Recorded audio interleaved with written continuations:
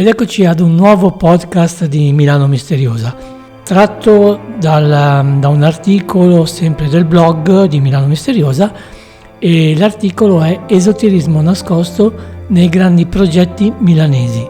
Era il 2015 quando, all'inaugurazione delle esposizioni universali di Milano, ovvero Expo 2015 Milano, iniziai a realizzare alcuni video dei padiglioni.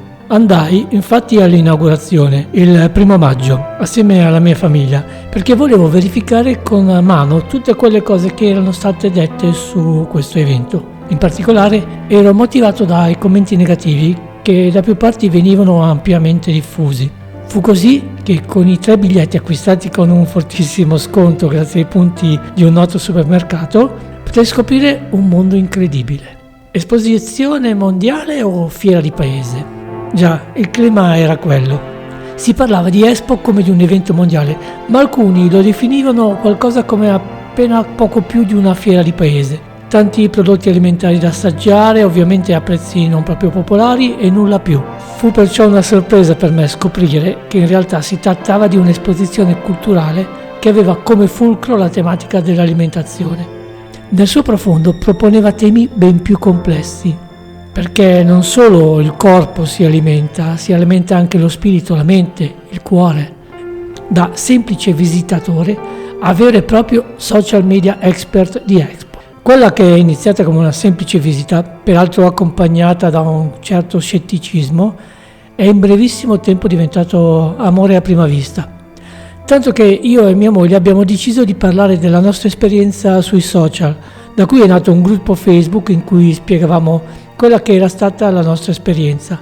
Incredibilmente il gruppo è cresciuto in maniera esponenziale, si sono aggiunti nuovi moderatori e un numero talmente elevato di iscritti che alla fine persino ad Expo si sono accorti di noi, tanto che siamo stati accreditati come social media expert. E l'esoterismo?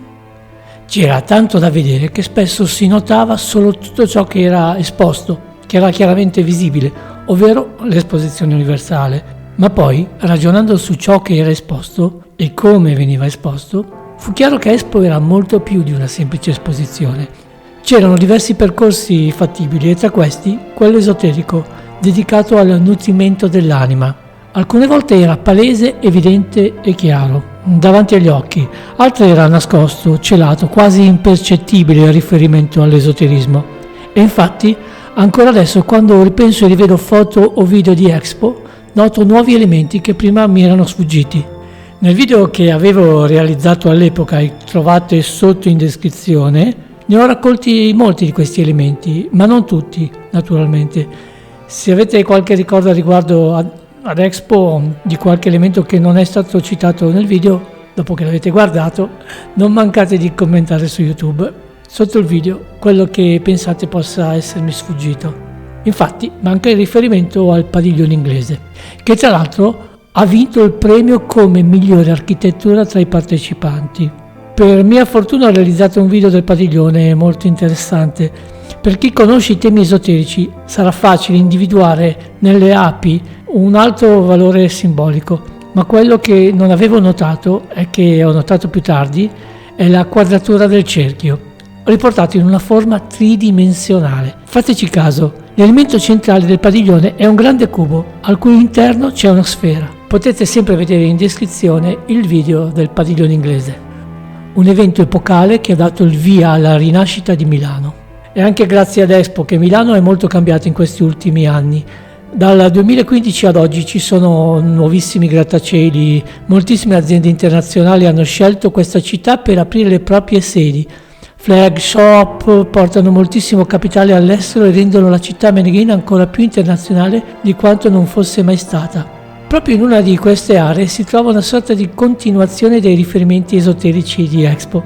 Sto parlando di City Life, il nuovissimo e ancora non completamente realizzato distretto milanese, che ha preso forma dove una volta si trovava la fiera campionaria milanese. Ma cosa c'era prima della fiera campionaria in quest'area?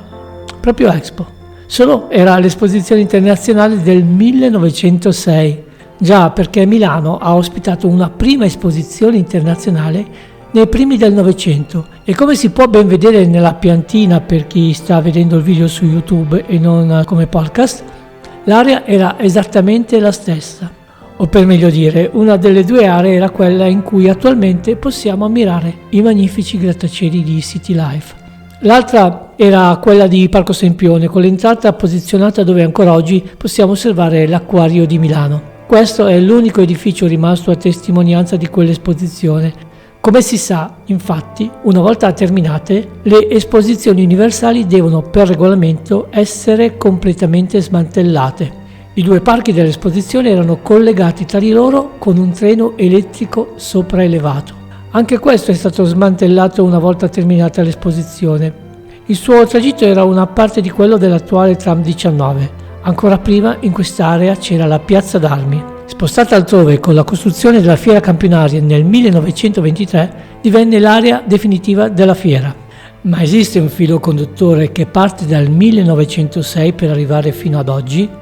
Vi ho parlato di come ci siano stati numerosi riferimenti esoterici nelle esposizioni universali di Expo 2015 Milano. Purtroppo non è facile trovare gli stessi riferimenti per l'Expo del 1906, dato che ormai di quell'esposizione non esiste più assolutamente nulla. C'è però qualcosa che può far pensare ad un filo che collega le due esposizioni. L'area dove oggi svettano i tre grattacieli, tre torri, il dritto, lo storto e il curvo, è anch'essa infatti piena di riferimenti esoterici. Nel video, sempre linkato sotto a questo podcast di Milano Misteriosa, potrete vedere o ascoltare se ciò che dico ha un fondamento oppure no. Un'ultima osservazione: nel video ci sono molti riferimenti a probabili significati esoterici, ma uno in particolare, pur non essendo mai menzionato, è ben visibile e potrebbe gettare una nuova luce sul filo conduttore che unisce l'Expo 1906 al nuovo quartiere City Life. Se indovinate qual è, scrivetelo nei commenti sotto questo podcast o sotto i video di YouTube. Grazie per aver ascoltato questo podcast, iscrivetevi al canale YouTube di Milano Misteriosa o Gianluca Giovanni Preti e mi raccomando, seguite i prossimi podcast e i video di Milano Misteriosa e tutti gli altri video che ci sono sul mio canale YouTube. Ciao e al prossimo podcast o al prossimo video di Milano Misteriosa.